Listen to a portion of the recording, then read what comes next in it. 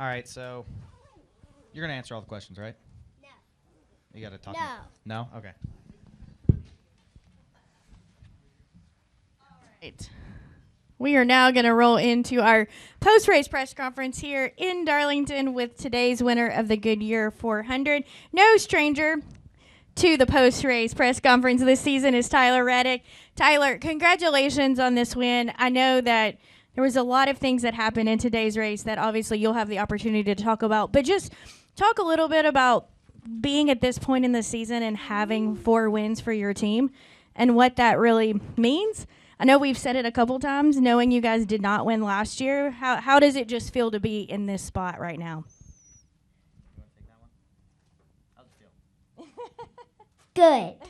Okay. Feels good. Very good. Yeah. Very good. What did you think on lap 1 when I said my alternator was out? What'd you think, Bo? Do you remember? No. He doesn't remember. No. Okay, I got it. Yeah, so, yeah, I mean, sitting here, I mean, a lot happened in this race today. So, I mean, just trying to relive it all is going to be difficult. But, yeah, I remember me and Bubba ran side by side till we got off for that first lap. And I think it was like I think I noticed it on lap 1, honestly. But, yeah, just right away, just the voltage was way down. And, yeah, the alternator just didn't work at all today for whatever reason. So we just got them, unfortunately, bit by that. But the guys, the team, hey, come on. Let's put it over here. Leave it over there, okay? Please. I'm going to have to kick you off the stage. Leave it, okay? All right. Yeah, so for us to have the issues that we did, literally from lap 1 and fight through that was difficult, but everyone had a really good game plan. We kind of knew what we needed to do at the end of the first stage. So we, gave up our track position to come in and swap the battery, and we were just trying to manage the voltage, make the battery last as long as we could. We kind of got to that difficult point in stage 3 there where we either take it safe and we come back down and change the battery again, but give up all our track position, or we stay and basically cut every last thing off that I had running to keep me cool. And so the final 100 laps were brutally hot. And, when Billy asked me if I was willing to stay and keep everything off, I was all in because I really, really wanted to win here. And with a car as good as we had today, I was willing to take that risk, and, just fought through the heat, fought through those things to win the race. All right. We're now going to go to questions. If you have a question, raise your hand. I'll work to get to as many questions as we can. And to kick us off, I'm going to start with Chris here in the red and then move to Jordan in the purple. Go ahead, Chris. Chris Weaver, WGHP Fox 8 High Point. At what point would you have believed before the season started or into the season that you were going to win 4 races in 6 weeks? Yeah, I never would have. I mean, ideally we win a couple, but to win 4 in the fashion we've won the 4 is pretty remarkable. I know COTA was a bit of just defense and whatnot, but Atlanta, Daytona, I'd say, I don't know, you could say 3 of the 4 wins we've had to fight through some level of adversity, whether it's issues with the car, getting caught up in an accident, or having to hold off the field, basically, like a COTA. So for us to be put through these things that, in my opinion, kept us from winning a year ago, to fight through these things and then still win is very remarkable, and it's very fulfilling. It's the stuff that, you just got to kind of take a step back and say, wow, that was incredible. So, yeah, I'm definitely in that place right now, just really proud of my team. I kind of said at the start of the day, let's go out there and hurt some feelings. And I don't know, I think we definitely did today with how we were able to drive back through the field and cap it off with a win. All right. If I can get a microphone up front here to Jordan, and then we'll go to Bob. Go ahead, Jordan. Jordan Bianchi, The Athletic. What was it like inside the car when they tell you to turn off the AC and it's as hot as it is outside? It's like someone took a bag of nerds away from me. You gotta like a deal with them or something? No, I share like in the nerds. media center. It's like nerds, yeah. That was brutal. I knew that I was in like a really good place in the car, comfort-wise, to be able to, to manage the car, manage my situation, and just take care of the right side and everything. And I was definitely worried that with all that stuff off and just, I mean, it's funny. I've never really run visor up, but I had to because I had nothing coming to me. If I had my visor down, I mean, I was going to be just cooking and visor fogging up from my sweat. So, I mean, I was like getting dirt and rubber in my eyes that whole last run. And I had to kind of deal with that as I ran, just to kind of get some air coming to me. So, to fight through that was not easy, but I don't know. I was just in that place. I was willing to give up everything to have a shot at winning this race because I've wanted to win here for so long, so bad. You didn't win in 2024 here, but you had a gutty effort then. So comparing that to now, what was worse? What was worse? Yeah, I mean the heat today or the illness. Yeah.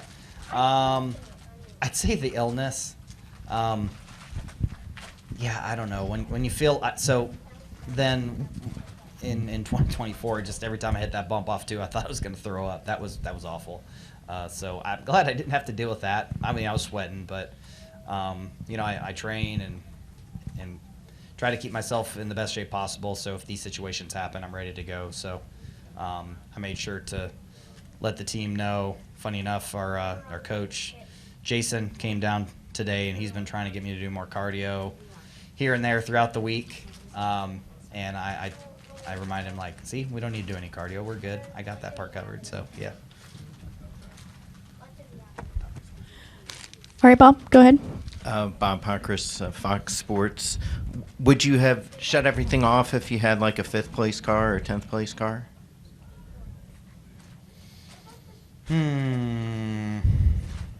That's a good question.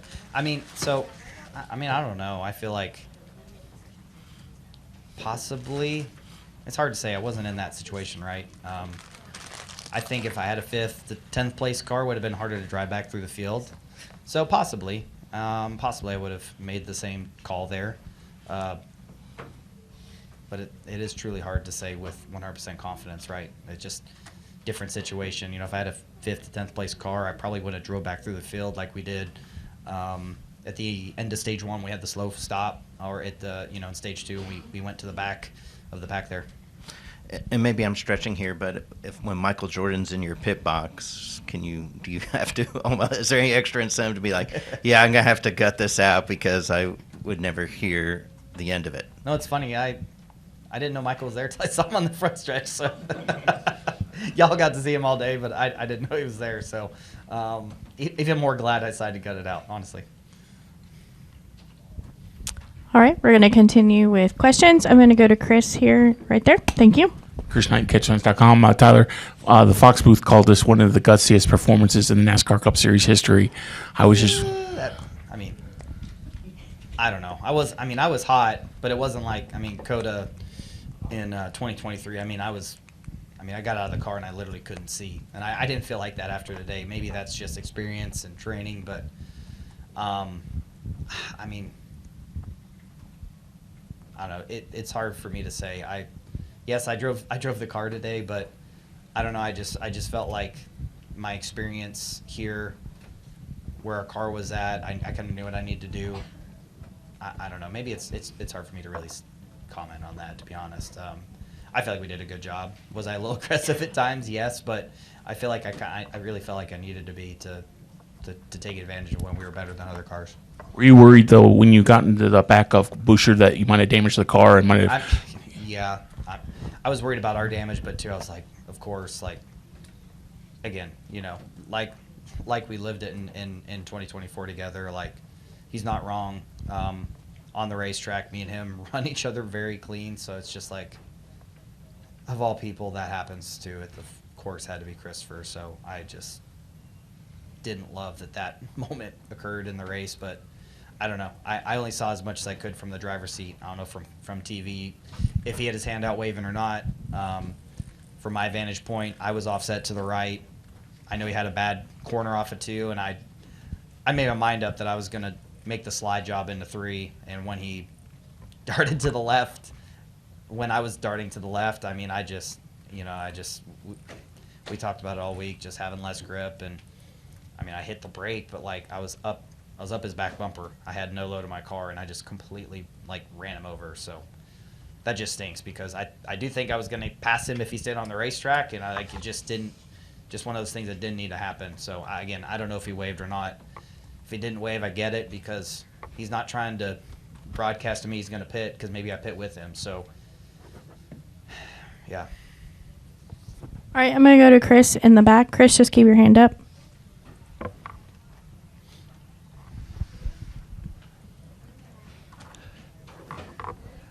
Hey, Tyler. I'm Chris Gollin with Above the Yellow Line Media. First of all, congratulations.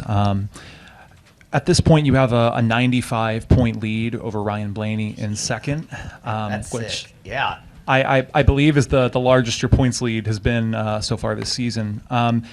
Does there come a point, I know it's early, but does there come a point where you start to feel pretty confident, not so worried about where you're going to end up in the chase? Or do you still feel like getting a strong position after the first 26 races is going to require you guys keeping that gas pedal absolutely mashed down between now and then?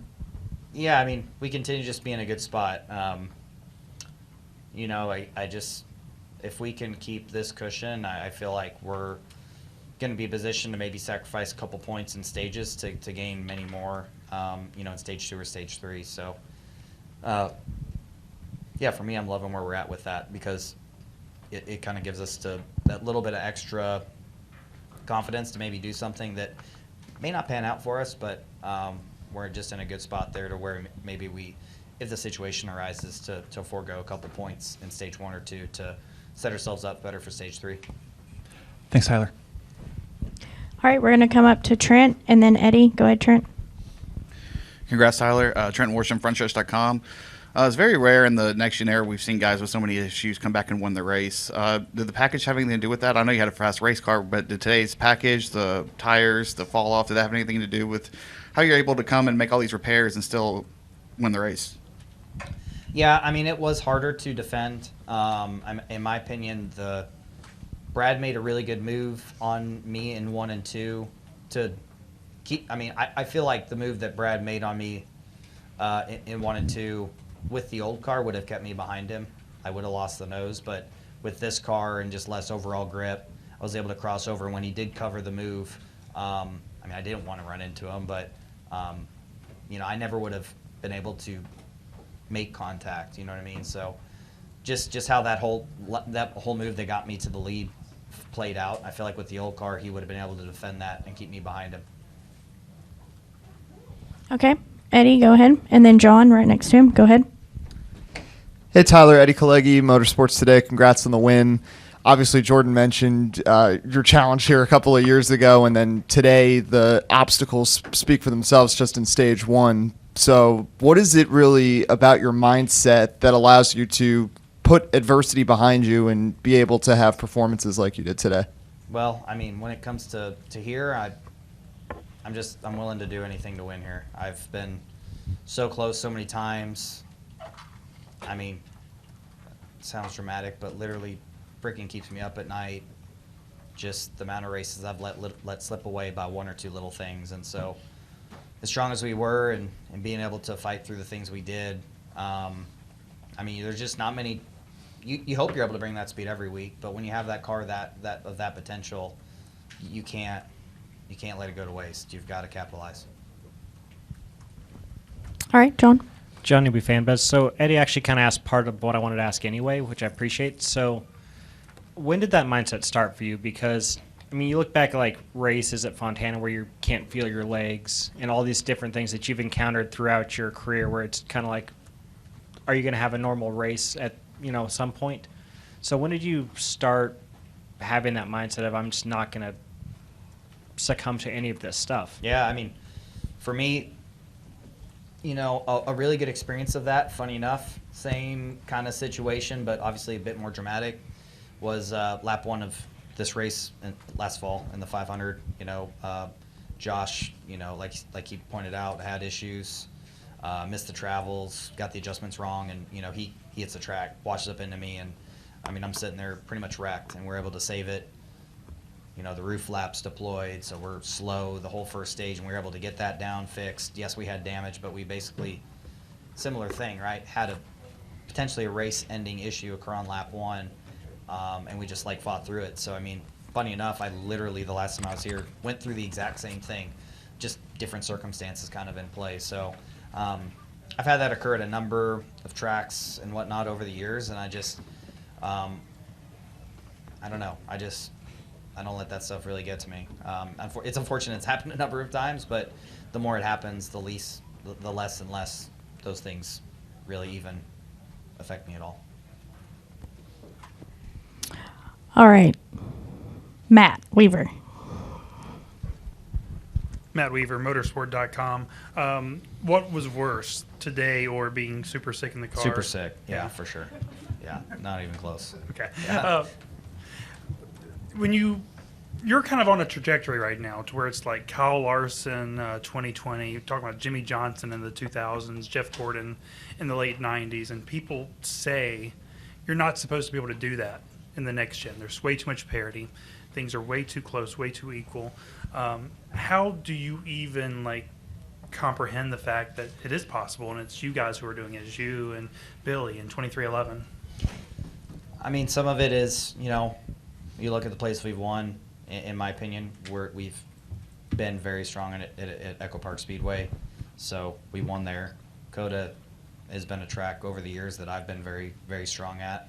So we won there. And then in Darlington, this is a place that, of all the tracks that we go to, that I'm the best at, in my opinion, even more so than Homestead or, even Charlotte or some of these other places where I can get it going. But yeah, I mean, it's just a matter of the tracks that I'm really strong at and our cars are really strong at. We've just this year been capitalizing on it and getting the wins. How many more of those do you have? I mean, yeah, we got.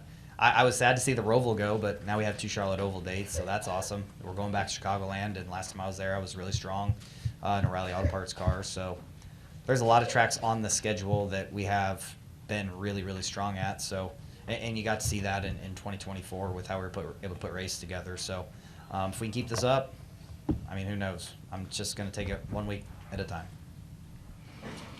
All right, we're going to come to Deb, and then we'll go to Tim. Go ahead, Deb. Deb Williams, Auto Week, congratulations.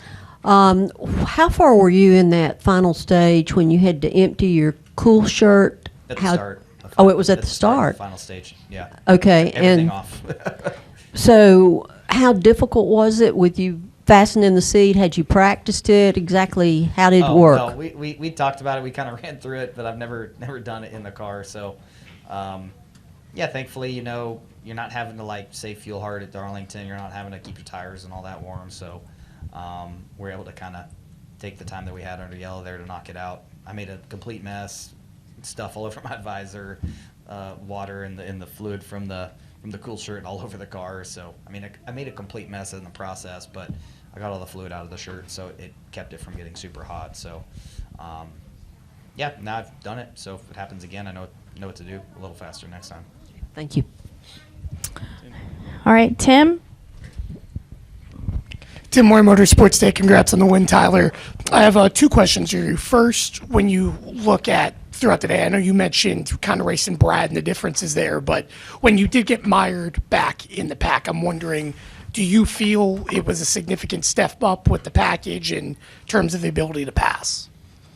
I don't know. There was times. I feel like it happened with the old car where 3 or 4 guys kind of get stuck together there, and you're just in really bad air. So that was the same as previous years, but yeah, people just kind of hit that light switch faster where the cars start to drive worse quicker. Instead of it being the last 10 laps of the run here, it felt like the last 20 or 25. You could kind of take advantage of guys' cars going away, or if they make a mistake. I saw way more than I've ever saw in the past, guys just smoking the wall in 1 and 2. That normally doesn't happen here. So when drivers make those mistakes, you're able to kind of set them up, take advantage of it, and make the pass.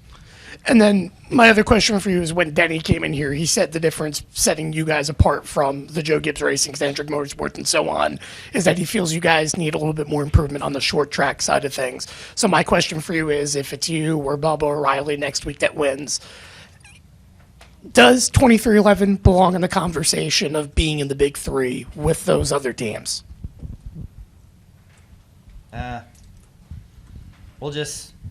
I'll let y'all figure that out. We'll keep working hard and keep winning races, and we'll let you guys figure that part out. I don't need to say anything about it. All right, Dalton, go ahead. Hey, Tyler. Dalton Hopkins, the front stretch. I'm going to throw a stat at you real fast. So according to NASCAR... no, it's an overall NASCAR stat. Oh, okay. So according to NASCAR Insights, you're the third driver. Oh, yeah. You saw this. Someone sent it to me, yeah. Someone sent it to you. Yeah, so you're in the company of Bill Elliott and Dale Earnhardt. I mean, what is your reaction to that? I mean, this season is going so well that you're already in that kind of legendary performance range. So what is your reaction to being in that exclusive company with drivers like that? Stuff you dream of.